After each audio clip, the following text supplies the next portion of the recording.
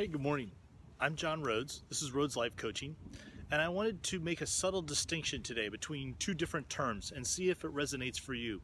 I've been thinking about it a lot and trying to figure out how the two things are different for me and whether that might apply to coaching situations or to your personal experience.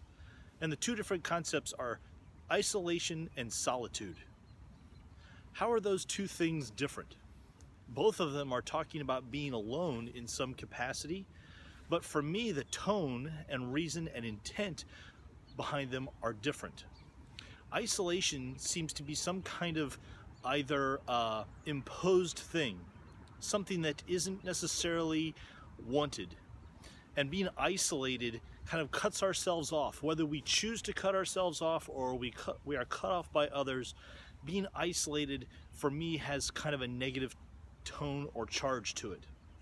Solitude, on the other hand, seems to be something that's wanted or needed or chosen, and it has a more positive aspect, something that there might be some benefit to.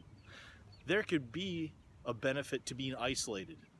We know little kids that need a timeout, that need to be on their own for a moment to settle down. But solitude is something that might be sought after. And so, how do those two things appear in your life? Where are there times where you isolate yourself? And it's possible to isolate yourself in a crowd, or at the dinner table, or in a conversation, or in a text conversation. And how do you isolate? And what are the negative impacts for you in that, where you're choosing to wall things off? And it's almost kind of a prison. And how does solitude appear in your life? There's almost a sense of freedom, of choice, of a sense of release, of finding a park to sit in, a walk in the woods, being out on the boat for me personally, where solitude is something that I welcome and that is valuable, that I seek out at times when it's needed and that there's a benefit for me. Where do those two things appear for you? How does isolation appear, and how does solitude appear for you? And do you make a distinction in terms of how you use them in your life? Being intentional ends up being the difference for me.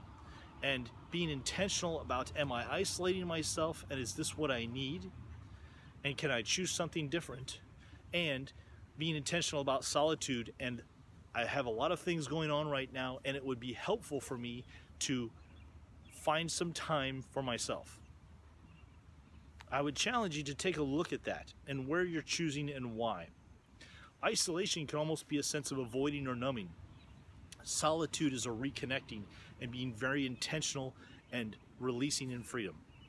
Take some time to think about that. I'd be happy to talk about that more with you, but I'm curious where those two things appear and whether you're able to tease them apart. I'm John Rhoads. This is Rhoads Life Coaching. I hope that you're able to find purpose and meaning in your daily life.